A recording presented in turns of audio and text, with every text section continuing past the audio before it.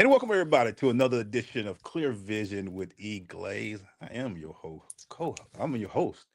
Still got that whole co-host thing. We're getting out of it though, but I am your host, EGlaze. And as always, we bring people that inspire the community to this show. I take a break from the norm of sports talk and all that stuff. I just like to talk about into great people. And I got another one from you. I'm glad to call this guy a friend of mine, but he's also somebody that you must know and you should know. Today, I'm honored to be joined by Eddie Newsom, Senior Vice President of Market Sales Director with Merrill Lynch Wealth Management, Banking and Solutions Group. Ed is a senior business and community leader known for turning vision into measurable impact. He's built a distinguished career leading multi-market sales and operation streams across major financial institutions, driving revenue growth, operational excellence, and talent development of scale. But what makes Eddie's Wow. story even more powerful is that his vision extends beyond corporate success. He's deeply committed to community leadership, serving on nonprofit boards. He helps nonprofits like me too, survey, advising diversity and inclusion initiatives, and mentoring the next generation of leaders.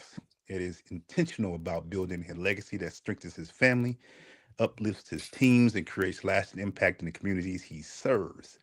So today we're going to talk about Eddie's vision, his why, and the principles that have guided his journey. Please, everybody, help me welcome friend of mine, good guy all the way around, my guest, Eddie Newsom. Sir, how are you doing today? I am doing fantastic. EGlaze, thanks so much. I truly appreciate it. I mean, thanks for the setup. You host, co-host, as you being humble as you always are. But this is your platform, and I'm just proud and privileged to be a part of it. And thanks for the opportunity to talk to you and our community today. Absolutely, Eddie. So let's talk about your the platform you've created. You know what you've been able to do in the community and what you've been doing in corporate America. Where did this hunger come from? What did this, a lot of people say, "Oh man, I just enjoyed this." But what did this idea of being a senior vice president and market manager come from? Yeah. Well, I appreciate that question. I'll answer it like this. It came from not knowing that this is what was going to happen or what I was going to become. Coming from humble beginnings, if you would. But one of the things was really, really important for me was just education. And while I didn't attend, post-secular high school education, college, what have you, it was always a necessary objective of mine to educate myself. My platform is all about personal growth and development. I have this kind of thought of leading the University of Personal Growth and Development. And along the way, helping myself and others. And I think that's where this kind of, passion, if you would, kind of developed because I learned so much along the way, a lot of trips and falls, getting back up and learning and, kind of failing forward, moving forward, just from, learning how to navigate networking, relationship building, connection to community, and really kind of fulfilling, I think, my passion through others. When you was quote unquote climbing the ladder of corporate ladder, what are some Mhm. of the things that you realized that you had to become, or what did you have to do to not only become a leader in this perspective field, but also to stay Eddie Newsom per se? Yeah.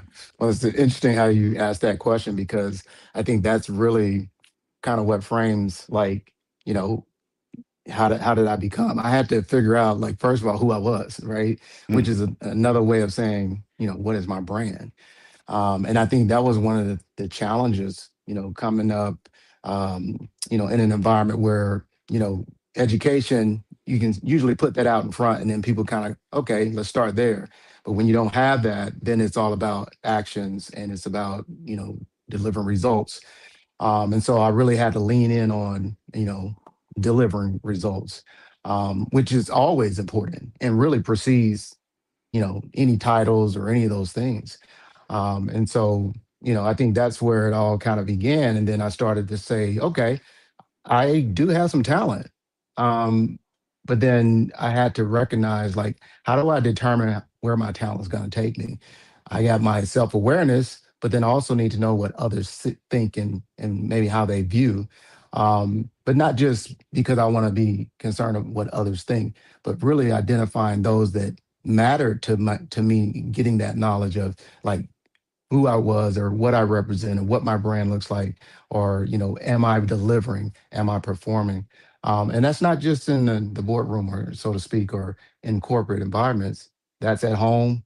That's in the community. And so Yeah. once I started to apply those things across all those verticals, then it started to make sense. And Mm, then I said, you know what? The things that I probably missed out on or picked up on late: networking, building relationships, finding mentors, started to lead me toward being those very things. How can I mentor? How can I lead others? How can I support? How can I be a resource? And so I think that's, what kind of underscores my why and my passion really to, support, others in their growth, and whether it's personal, professional, or otherwise. and the only reason I bring this up because you kind of brought it up when you first talked Mhm. is not being going to that secular level, the next level of education in a world where we, let me say this correctly because we're doing clear vision, where we overstate those type of things. How did Yeah. you still progress in this type of world where the first thing they say is, where did you go here? Did you go here? Did you go there? Because even at a HBCU like me, they said, oh, you Right. wasn't more around, you didn't go here. But how did you still say, don't judge me by the plaques on my wall. Judge me by Eddie Newsom, the guy you're meeting, the guy you're shaking hand with, the knowledge I know. Yeah. It was difficult. It was the challenge for quite some time. But once you start building a track record and building a Mm, resume, and then you start connecting that to your purpose, and then certainly to people, then you start to be able to overcome some of that. Because when you can get others to buy into your brand, um, then they become like, it's like you've heard you probably read the book about, who's moving your ladder, right? So mm, once you start making those connections, and some of those biases or some of those like what may feel like deficiencies start to go away. But again, it's going to come down to delivering, mm-hmm. creating outcomes, but then also have an impact and influence on other people. And so what I started to do is gather that for myself, and it helped me build into where I, continue to grow, get promoted. I mean, there were, I've been fortunate. It wasn't until what, maybe 2008, when the mortgage bubble, that I actually looked for a job, Mm, because it was always a recommendation from someone else, or I heard about you and said, "Hey, we'd like for you to come in and, turn this part of the organization around," or "We'd like for you to come in and start up this particular line of business." And so I've been very fortunate in that regard, but that fortune was based on a lot of work, a lot of connecting, outreach, and just trying to consistently, and when in a disciplined manner, be as successful as I possibly be, and learn from all the trials, tribulations, errors, mistakes along the way. how do you approach errors and, I don't like to use failures, but lessons? How do you approach them? How do you Yeah. say, okay, that didn't work. Let's, Hmm. what we got to do? How do you approach them? How do you learn from them? How you grow from them? The thing I learned probably first, and I think about having clear vision, because you know you, different layers to vision, right? So I think how I learned from it was realizing that I had to get to a point where I could not be afraid of failing, Mm, right? Because in some ways, because of certain things, people may look like you already done failed. So, all right, so I can't be afraid of failing. So I might as well just do everything I can not to, and to win. So once I got over the fear of failure, taking chances, taking risk, and putting myself out there based on performance, based on, you know, my values, with confidence could, overcome a lot of, insecurities or even challenges, to getting to the next level. So I hope I answered your question. I think that's where no, for me it was like, having a clearer vision to, okay, what is the long-term goal? Although it's a lot of like, I'm not quite sure what I'm going to be doing and how I'm going to be doing it. My vision was to get there. And along the way, my vision was to see the small victories, stack them, and then, okay, I'm getting there. I'm making progress. Okay, I'm here. Okay, what's next? That's how I'd answer that question. That's a great answer because also, as people grow and they find success, how do you one appreciate this success? Because we talk about the lessons.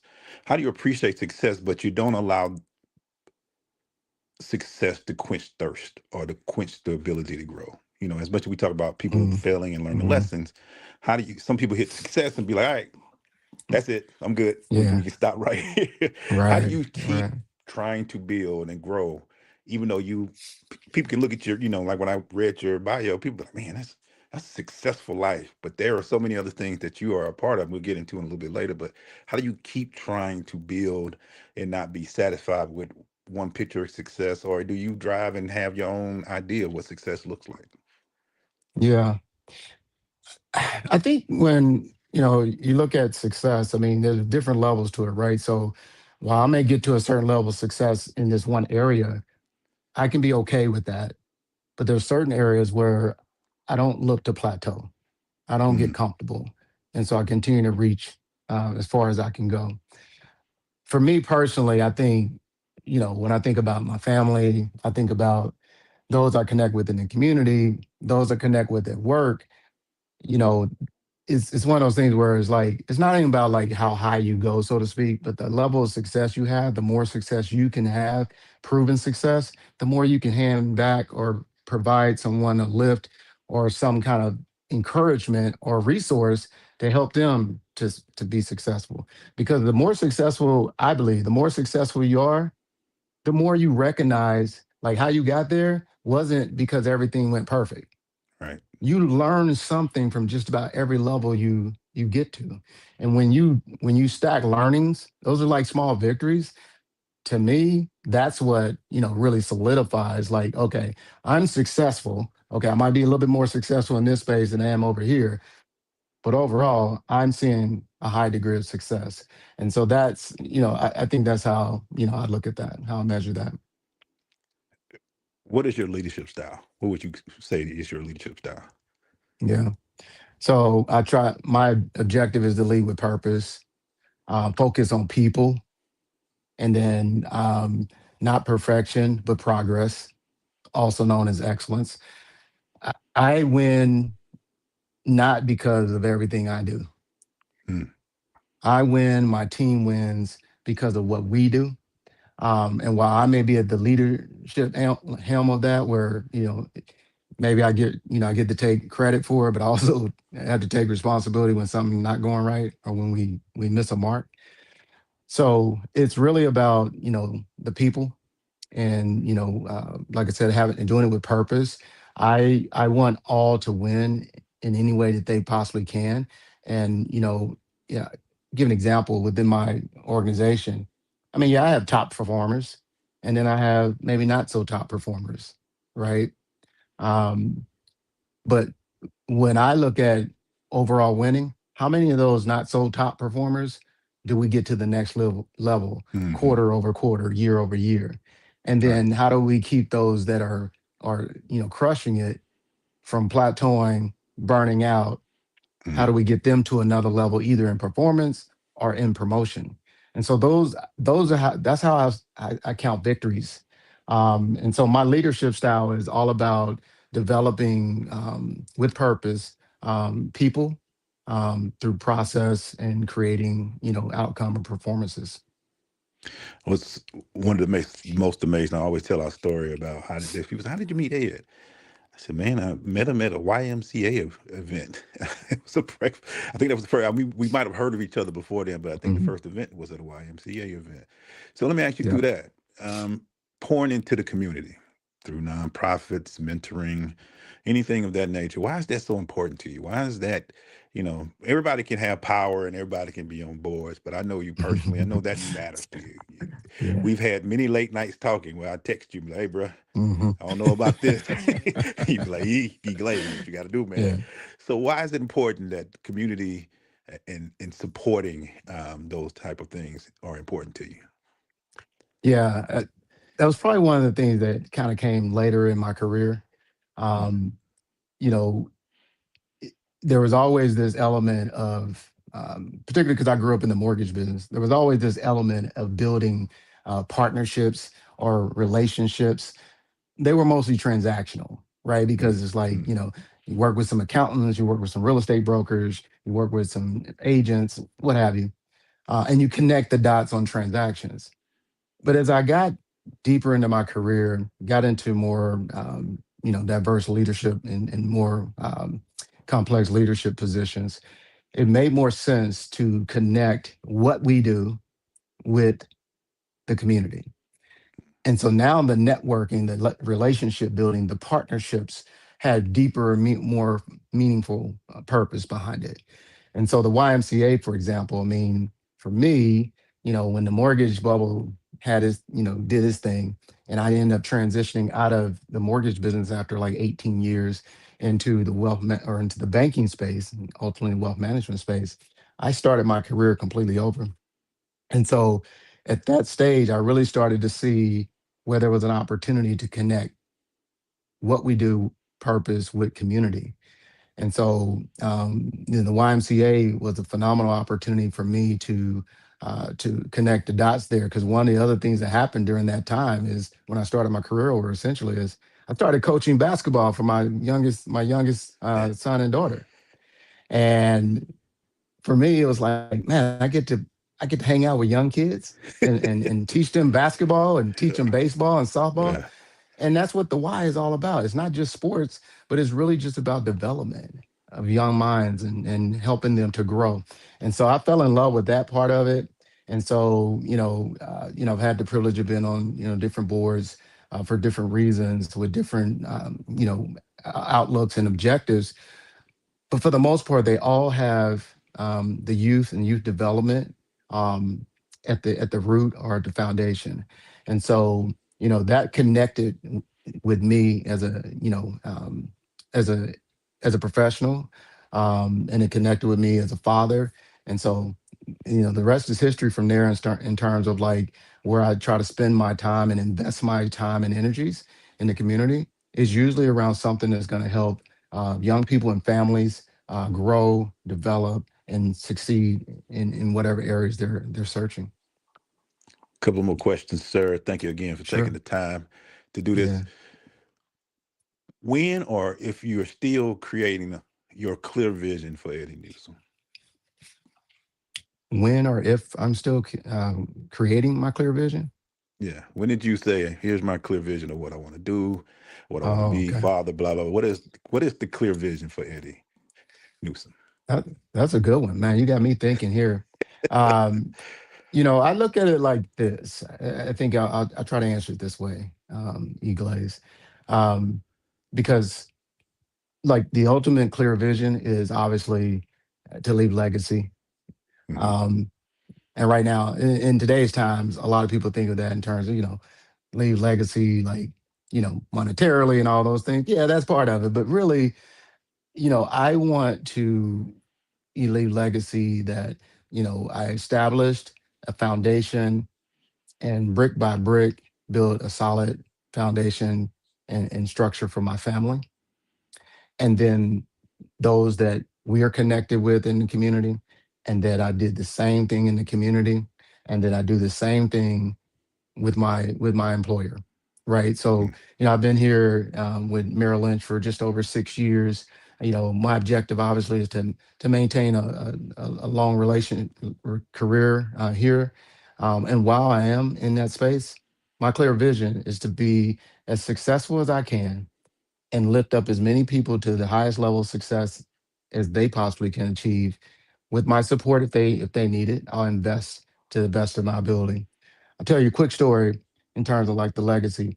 You know, when I started coaching sports, I created these camps and I would hold these summer camps, and it was awesome. And, had a theme and t-shirts and all the kids in the community. And then I got to coach, you know, Harrison youth basketball and all these things. Um, but what really helped me to see the impact I had made is two things. One, these kids are now getting out of college, getting masters and all these things, and a lot of them still call me coach. Mm, The other thing is that my kids, they are doing some of the very same things. As student Mm, athletes, they were participating in running camps. My son is a player development is in player development at a baseball facility in Athens where he goes to school. Daughter ran a number of camps through high school and into college, and I get to see them do these very things. They have the ability mm, to influence, touch, and mentor young people. And to me, that's demonstration of legacy, even while I'm still here. The last thing I'll share, because this was right. just totally mind blowing for me. And I love the YMCA and will continue to love them for the rest of my life. I was honored with a um, board development award in my Awesome. name, and I'm still alive. And I'm like, how does that even happen? Like, what is that all Oh, about? that's awesome. And it really wasn't about anything I did other than I found great talent from the community, brought us together for the right purposes, and we did a lot of great things together. And hope we continue to do that going forward. Oh man, that's awesome. Congratulations on Thank that, you. Eddie Yeah, Newsom. For the person out there who is watching, will watch, be rewinding and seeing all this, who wants to grow professionally and personally, what's the one mindset shift and one practical step you're challenged them to take now to do that? Just, wake up tomorrow, wake up later this weekend, whatever. One change that they need to make, the one shift they would need to make to be able to do that. yeah. I think one that I made that I think everyone can make is to um, we used to use the term Rolodex, like who's in your Yeah. Rolodex, like who's in your contact list, like Yes, really sir. go through it Well, and say, yeah, Rolodex, right? They don't know what I'm we, talking we, about. we aging ourselves a little bit. I still got Go one through your somewhere around contact, yeah, go through your contact list or your group me or whomever, and identify those that you feel can help you get to the next level. In other words, here. don't be afraid to have mentors. Don't be afraid to have mentors. Be selective, but find mentors, tap in, learn from, and gain knowledge, the pluses and the minuses. And that's how you can take the next step in changing mindset because no one does this on their own, Mm, ever, no matter how you yes. slice it. Yep. So find that mentor or two or whatever the number is, be selective, and then make connection, meaningful connection, ask them for support. And if they're willing to invest in you, take full advantage of it. And that can work from a personal perspective, a professional perspective. And then lastly, learn from how you leverage mentors and become a mentor yourself. To me, that's when you start to really pull through on your purpose. And I think that's a really important mindset shift that oftentimes, not just young people, young professionals, but all of us have to make at times. All of us have to make. Sir, thank you so much, man. Where can they find more about you, sir? What do you social media handles and all that good stuff? Well, I mean, if you're on LinkedIn, that's where you're going to find me mostly. Yeah. Um, However, I mean, I'm out there on the socials, and I don't utilize them a lot, so I probably can't even tell you what my socials are, but they're probably under Eddie Newsom University of Personal Growth and Development on Instagram and Twitter. And so, if you search me, I think you'll be able to locate me. And from time to time, you'll see something. Maybe it's meaningful, um, but I'm very selective in what I produce. But at the end of the day, connect with me on LinkedIn, and if you want to, pull up and chat for a couple of minutes, I'm open. There it is, man. Thank you, Eddie. Thank you, Mr. Newsom. Thank you for being on the Yes, show, sir. man. We appreciate it. We hope that you got something out of this show. That's our goal. We are here at OTV Media is to bring you inspiring voices. I'm EGlaze. Thank you so much for joining us. And Well, that's the thank you clear so vision, much. everybody. Thank you. Have a great The day. pleasure was all mine. Thank you.